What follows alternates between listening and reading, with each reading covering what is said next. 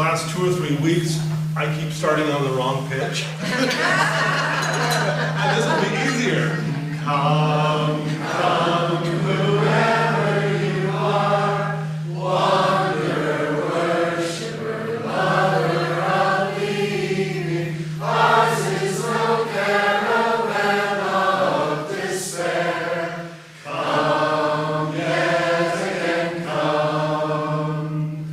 Come, come, whoever you are, wanderer, worshiper, lover of the evening. Ours is no caravan of despair. Come, yet again, come. Isn't it a lot better when we can sing it in the right key? Good morning, everybody.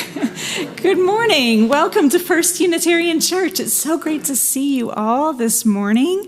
You got a little more sleep than our 9 o'clock crowd did, so you're a little bit ahead of them. We're really glad to have all of you, especially if you're visiting today. It's a real treat to see you, and I hope that you'll stay after worship and let us get to know you a little bit.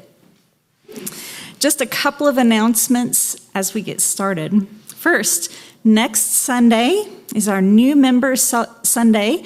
We'll have a ceremony at both 9 and 11. If you would like to become a member of our congregation, or if you became a member since our last ceremony and would like to be recognized this time, please send me an email so we can get your name down and get a head count. My email address is on our website. Next, Sunday, March 30th, instead of preaching a sermon, Reverend Jay will have a question box Sunday. This is where they will answer your questions about Unitarian Universalism, life, the universe, everything. So if you have a question you would like to submit, you can do that at the welcome table after service. There is a lot happening this week. We have our safety training on Monday, Music Jam, Death Cafe, and BYOD, our monthly community organizing workshop. It's so uplifting and empowering. You can learn about all of these events and more on the half sheet that was given you when you come in. There's a QR code that will tell you all about those announcements there. Now, we'll begin our worship service by lighting our chalice. When tyrants tremble as they hear the bells of freedom ringing, when friends rejoice both far and near, how can we keep from singing?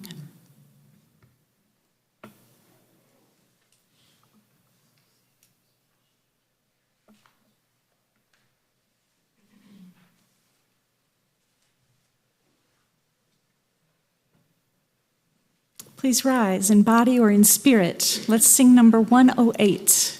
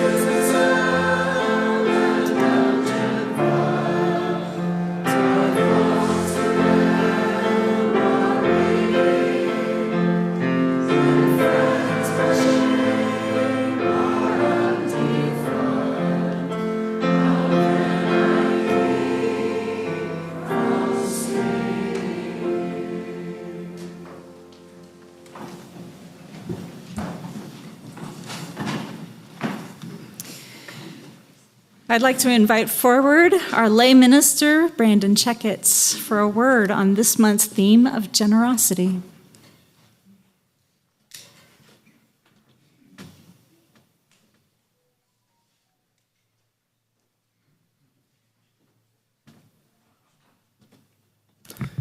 Good morning, friends. The 9 o'clock did come very early. This is my second service. Daylight savings, I did not realize when I woke up, why do I feel so tired? But very happy to be here. Good to see you all. I love my dad, and there are things he does that drive me and my family insane. I guess this could be true of any of us, but there's something about my dad's personality package that leaves us siblings often asking each other, what is the deal with our father? And has anyone figured out how to explain him to those we are dating? In fairness, my dad has the biggest heart of anyone I've ever known. His kindness and compassion for everyone, even strangers, inspires me, and the way he loves so unconditionally invites me to do the same. Simply put, my dad loves people and wears his heart on his sleeve, which sounds lovely until you're the stranger sitting next to him on an airplane trying to watch your movie or read your book. Yes, my dad is that guy. Where are you from? What brings you to LA? Oh, I love LA. I actually used to live there when I was in my early 20s. And if you give him an inch, you might as well turn off your seatback screen or close your book because you now have a new friend to chat with the rest of the flight. When my siblings and I were teenagers, we were embarrassed watching my dad strike up a conversation with random people. Nobody talks on airplanes anymore, Dad. Just put in your earbuds and watch a movie like everyone else. But to our horror, it would continue when we'd get to the airport. At the car rental counter, he'd ask, how's your day going? How much longer do you have on your shift? I'm sure you meet all sorts of people working in an airport.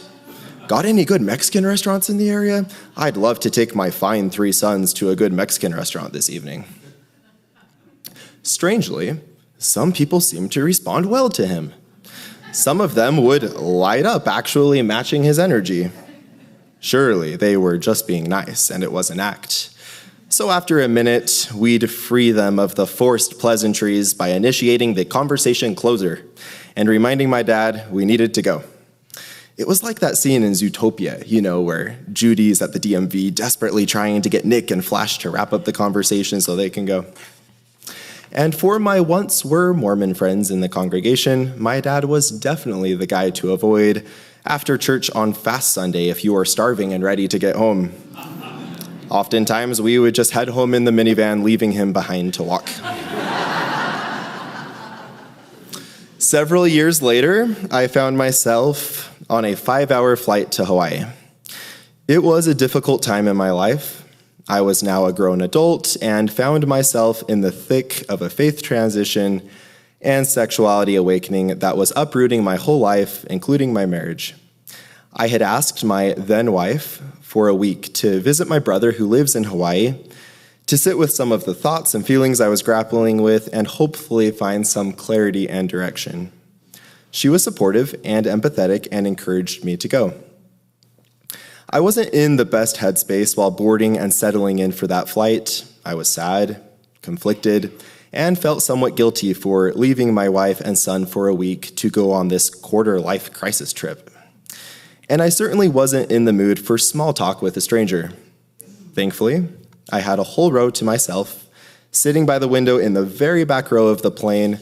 This was during 2020, and the flight was only about 15% full. About an hour into the flight attendant asked if he could join my row in the aisle seat. Not much for me to do with a long flight and very few passengers, he remarked. What brings you to Hawaii? Initially, I wasn't in the mood for small talk. I was reading my book, An Insider's View of Mormon Origins, making my list of reasons why I could no longer embrace the church's historic claims and truth claims and why I needed to honor my authentic sexuality. Still, I was polite. setting my book down and making conversation. To my surprise, after about 10 minutes, I became genuinely interested in the conversation and this flight attendant's warm, open energy. "What are you reading?" he asked. Oh dear, I thought. I guess we're going there. So I shared some about my faith transition, and to my surprise, he had also underwent a Mormon faith transition about a decade ago, and turns out he is also gay. Now, as Unitarian Universalists, we're all used to being around disillusioned religionists and members of the LGBTQ community.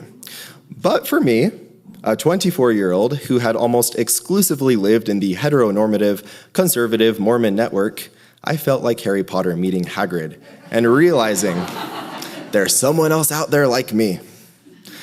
Except for the times he needed to serve drinks to the 25 or so passengers in his section of the plane, this flight attendant and I spoke the rest of that flight. He shared online resources with me, books, but mostly he opened up about his own story. The pain, the triumph, the ongoing challenges, all of it. He met me where I was and generously offered his genuine humanity in a way that set the tone for me to get what I needed out of that trip to Hawaii and come back home with enough bravery to come out and embark on my faith transition. Thankfully, I've remained close with my former spouse as we co-parent our beautiful 6-year-old boy. I've also met the love of my life, who I also get to raise Eli with. I wish I could go back and sit by the 24-year-old me on that plane. I'd have so much to tell him. But thankfully, that flight attendant did, and said a lot of the same things I'd say if I could go back. In a world where we're all so busy, living in our screens, often with AirPods in our ears, I think it's a generous thing to take interest in, meaningfully connect with, and be present with those around us, even and especially with those we don't know or who might not look or act like us. I'm not saying every interaction with someone on a plane, in an Uber, or at a car rental counter has to lead to a full-blown discussion about life, nor am I suggesting we be inconsiderate of others' social cues for space and privacy, but I think there's an opportunity for more love and magic in our lives by saying hello to those around us, opening up a little bit more, showing genuine interest, and seeing where it goes. While I still sometimes nudge my dad or curl my toes while with him in public, I'd much rather err on his side of generous openness and connection making. Some of the best relationships in my life have come from doing the same. May it be so.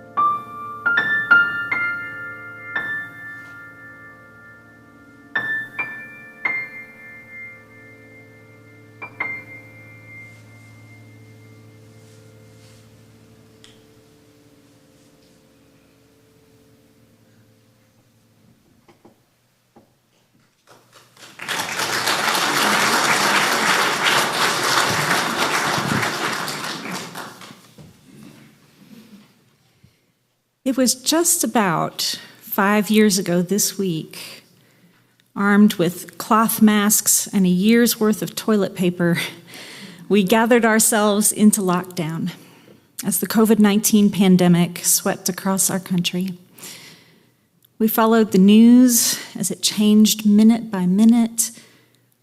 We watched with horror as hospitals on the East Coast set up makeshift morgues. Our church learned how to use Zoom on a Sunday morning as we gathered together to share our fears. Then, over the next few weeks, our staff learned how to produce a TV show, basically, to bring worship every week, to bring our community together so none of us would feel so alone. We all knew that we were experiencing an event of historic import, something that would change everything for humanity, but we couldn't know how. Now, at a distance of 5 years, we can see many of the ripples that have washed over us for both good and ill. At least 7 million people died globally, with over 1.2 million of them here in the United States, the most of any country on earth. We still don't know the long-term effects of this disease, but many of us know or suspect that we will never be as healthy again. There are some in this congregation who still cannot worship in person with us because of the effects COVID had on them. And if you're joining us this morning via Zoom, I want you to know that you are still part of our congregation. You have not been forgotten. I invite you to think back to those times, to all the weird things that happened. Consider the ways you have been changed for worse, but also for better. We learned a lot about how to take care of each other. Many of us were introduced to mutual aid for the first time. We learned a lot about which workers in our economy are really essential. We found neighbors we could trust. We got outside more. We learned to appreciate the fragility of social systems and how they depend on all of us to make them work. Global events like a pandemic are not a part of a divine plan to make us better. They are also not punishments for our sins. They are random events of chance in a cause and effect universe. And yet, that does not mean that we cannot make meaning in our circumstances. We can look back with clearer vision than we had going in and consider the whole of what happened and what might happen now. Give yourself just a moment to acknowledge what happened to you. Consider how you are changed. Touch your grief for who and what were lost, if only for a moment. Touch your gratitude for anything that you gained. Release the things you could not control. Let us do this together in silence.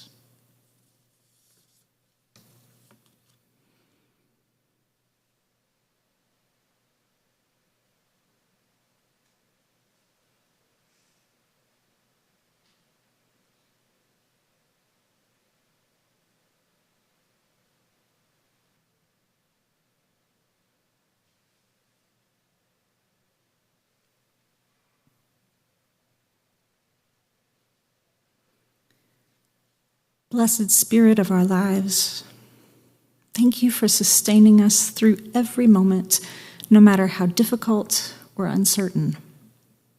Thank you for inspiring us with gratitude and with courage. Kindle in us a spirit of compassion for those who are still fragile or in mourning, and light the way toward a more compassionate human future. Amen.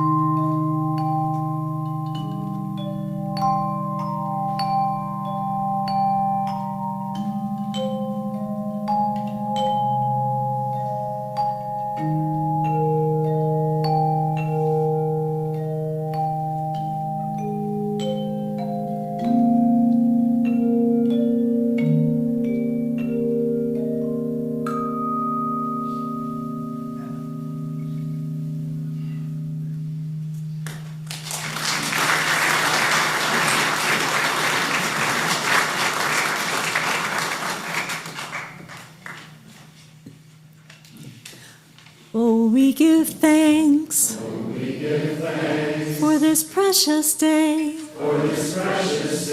for all gathered here, and those far away, for this time we share, with love and care. Oh, we give thanks for this precious day. Bell Choir, y'all made me realize that y'all got your start during the pandemic, because we were trying to figure out ways to make music without singing.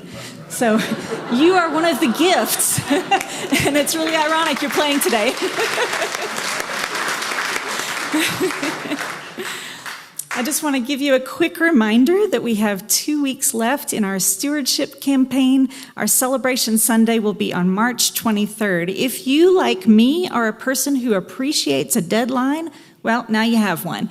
So if you haven't brought back your pledge card yet or mailed it in, please take care of that this week. It would be so wonderful to announce that we have exceeded our goal, and we will go into next year with confidence that all of our goals will be achieved. Thank you so much.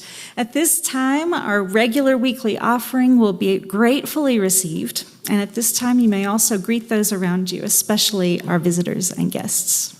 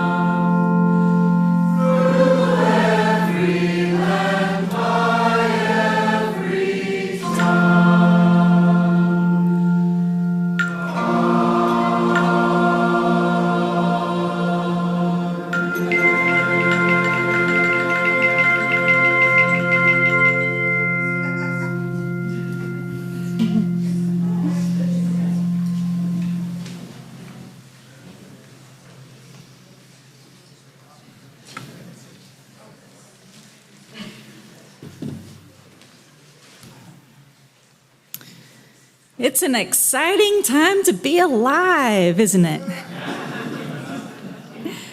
It's also a terrifying time to be alive for the same reasons. Our society is taking a huge leap, and where we will land, we can't say. We may not know for decades, but we can definitely feel that we have left the starting block and are racing towards something and away from something else.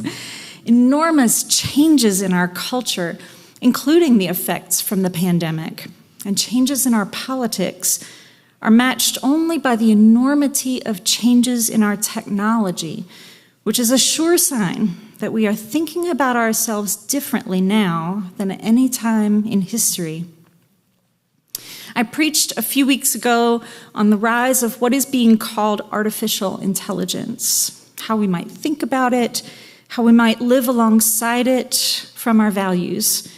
And this is a good general practice for any development in culture which may seem momentous or frightening.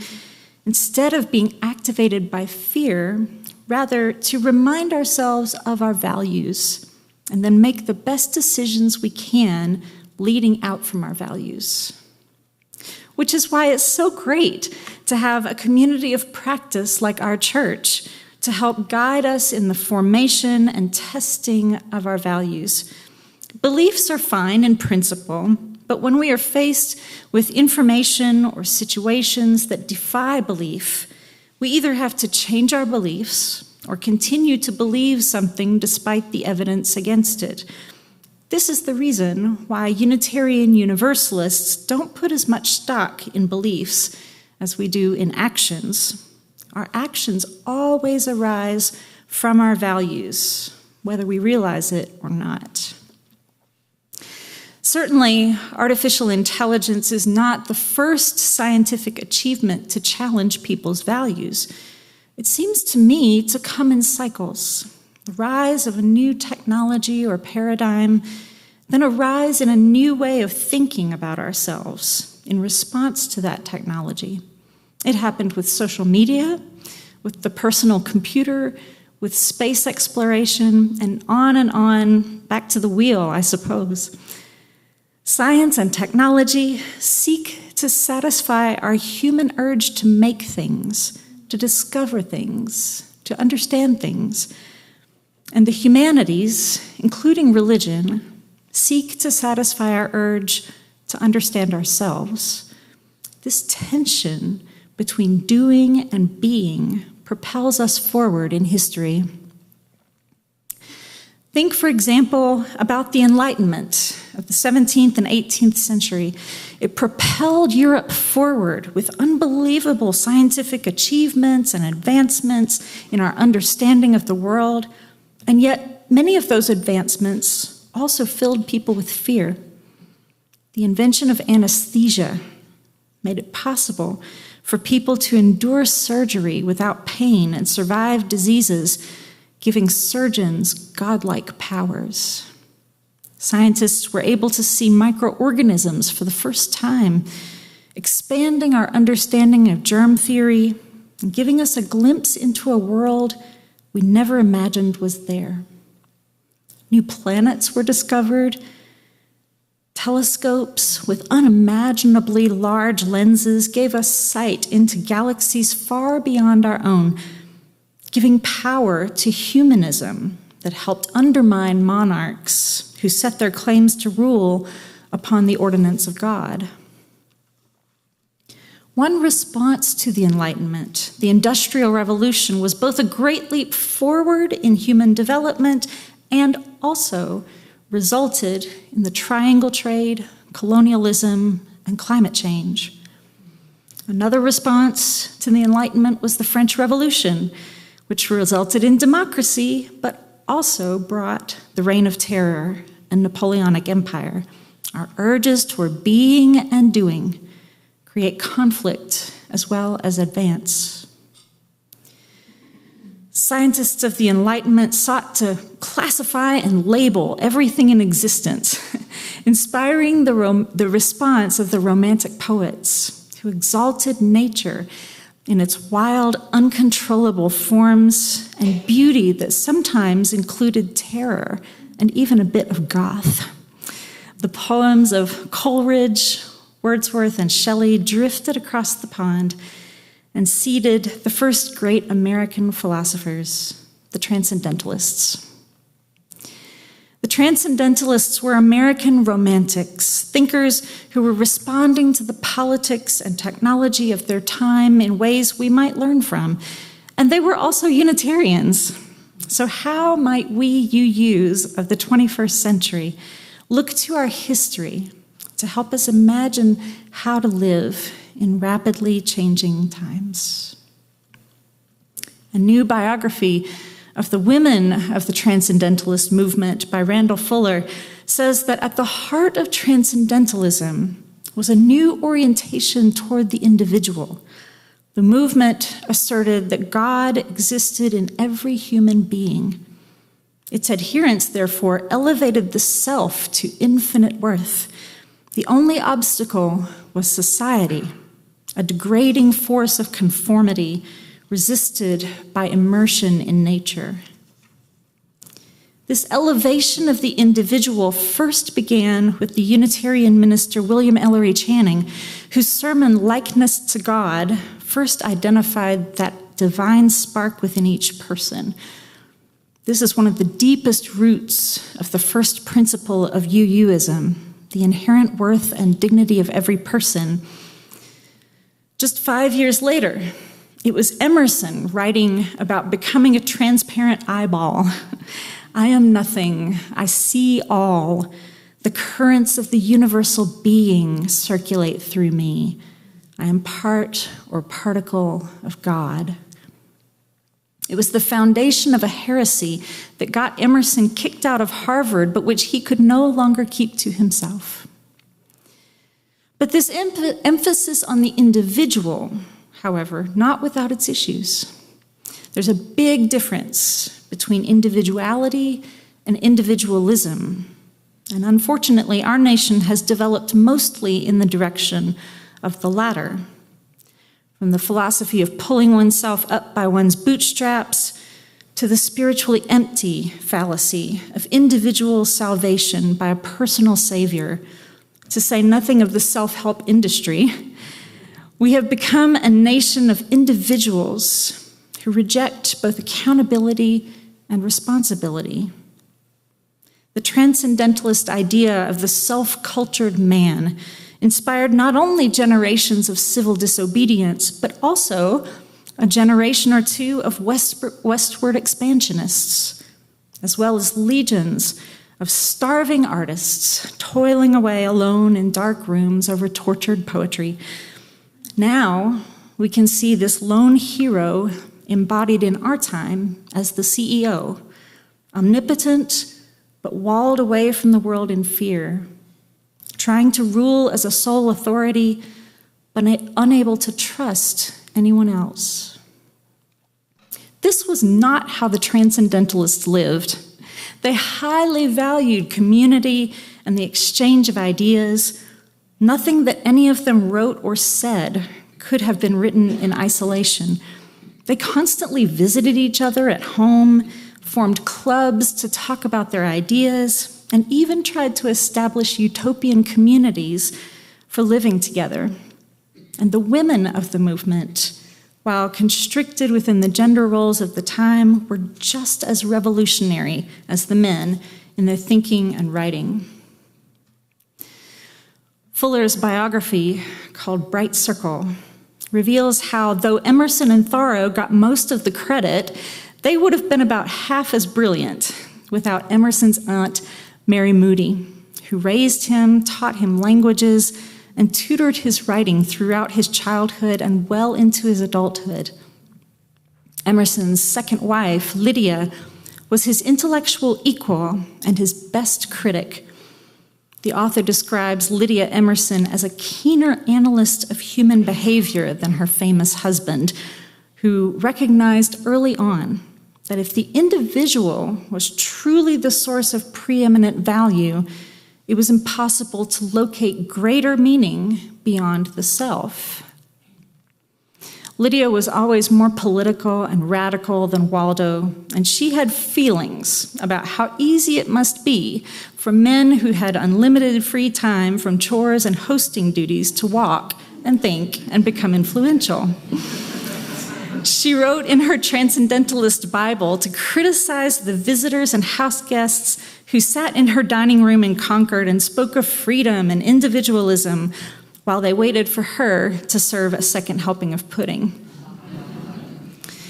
The Transcendentalists mostly supported progressive notions about women's rights, though the men, even Emerson himself, also continued to support traditional gender roles. It was the women of the movement who would push the boundaries to truly scandalous limits. Elizabeth Peabody, a determined single woman who owned her own bookshop and became the founder of the kindergarten movement in America, became notorious for her work in and defense of Bronson Alcott's school, which he integrated in the early 1800s and taught the children to be suspicious of such doctrines as the virgin birth. Bronson Alcott's child, Louisa, known as the mother of young adult literature for her book Little Women, may very well have been the father of the genre. Researcher Peyton Thomas says of Louisa that to family and friends, she was Lou or Louie. She wrote of herself as the papa or father of her young nephews. Her father, Bronson Alcott, once called Lou his only son. And in a letter to a close friend, Alcott called herself a man of all work and a gentleman at large. True, We have to be careful about applying the language of today to people in the past who did not have the same frames of reference. Still, there is good evidence that if Lou were alive today, we might be calling him trans. Though the trans in this case may stand for transcendentalists as much as transgender. Lou Alcott, whose writings inspired generations of women, certainly did not fit into a simple binary category. The most famous, or at least the most notorious, woman of the transcendentalists was Margaret Fuller, whose most famous work, Woman in the 19th Century, was the first feminist work in American literature and the inspiration for the Seneca Falls Convention on Women's Suffrage. Her argument was mostly for the equality of the sexes. She wrote, "Male and female represent the two sides of the great radical dualism." But she also added that masculinity and femininity were perpetually passing into one another. Fluid hardens to solid, solid rushes to fluid. There is no wholly masculine man, nor purely feminine woman. She came to believe that there were no qualities exclusive to one sex or another, and that it would follow, of course, she said, that we should hear no more of repressing or subduing faculties because they were not fit for women to cultivate.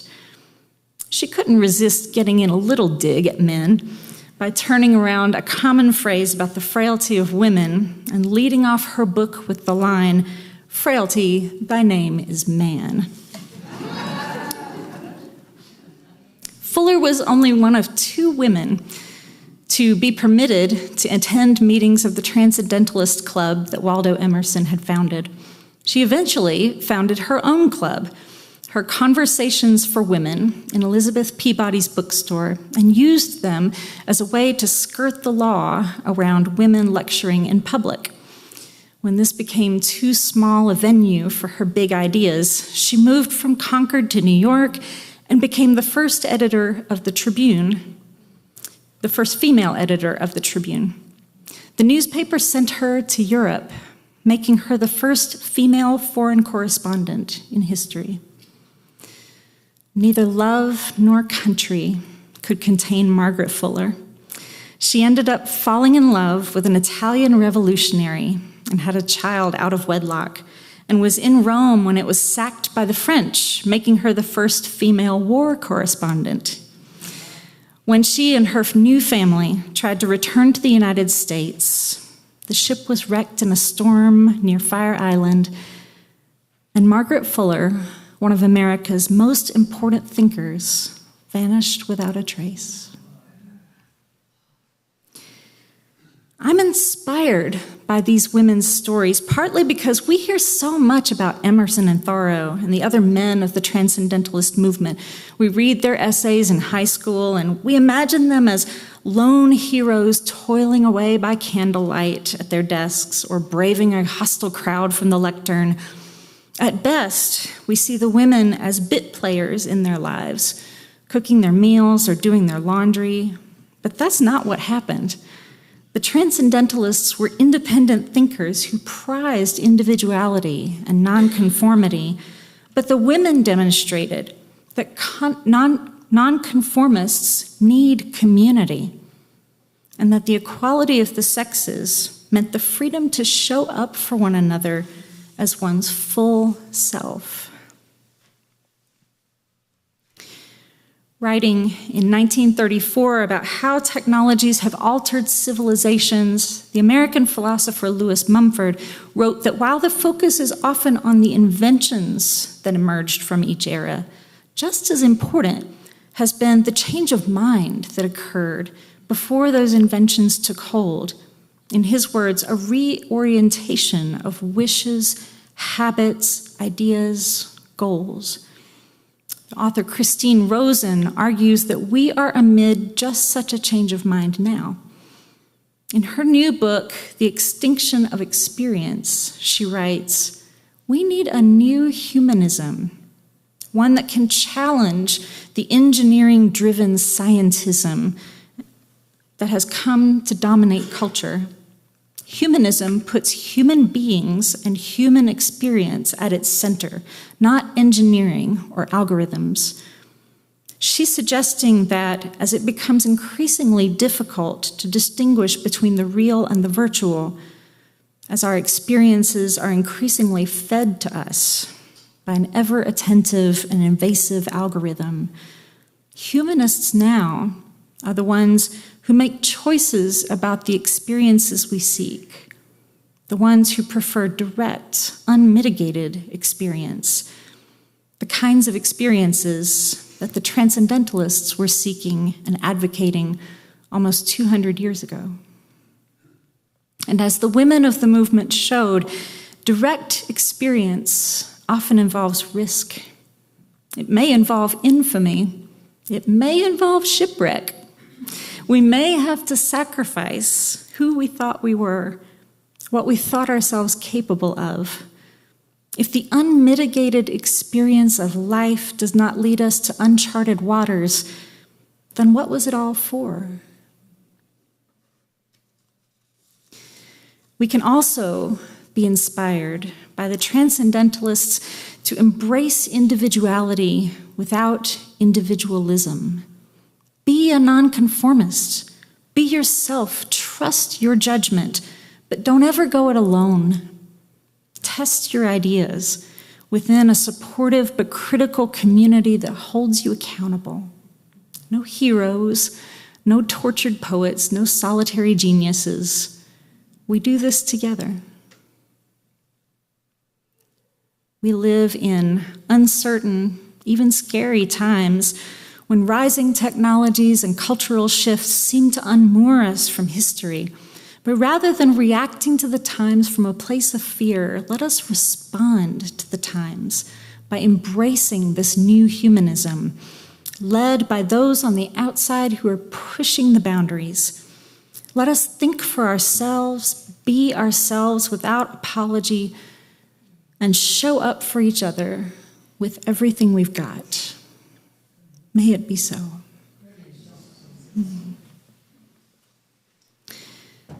Our closing hymn is number 346.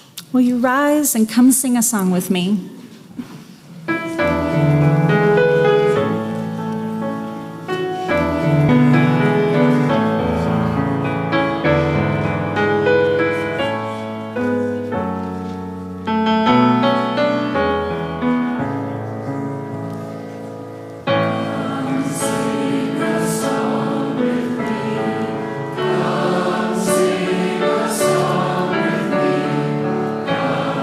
Sing a song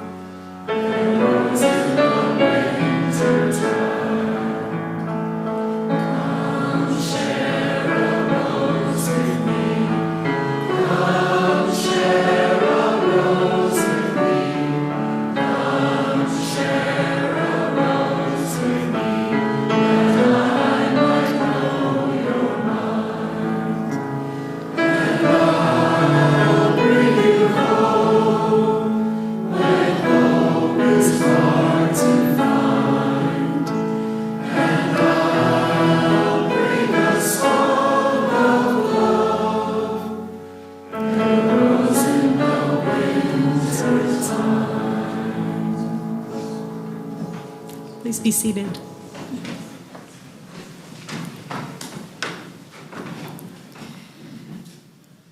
May you be inspired by beauty this week, supported by your community, emboldened to speak your truth and respond courageously to this moment. Take the light of this chalice with you when you go.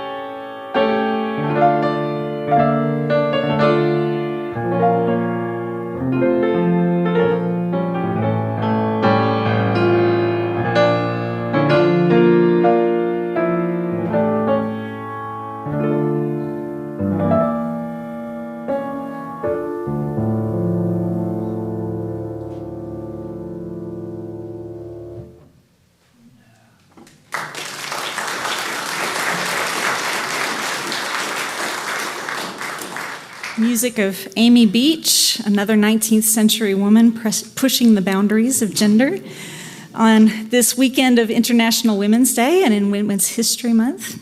Thank you so much for being here today. I hope you have a great week, and we'll see you here next Sunday.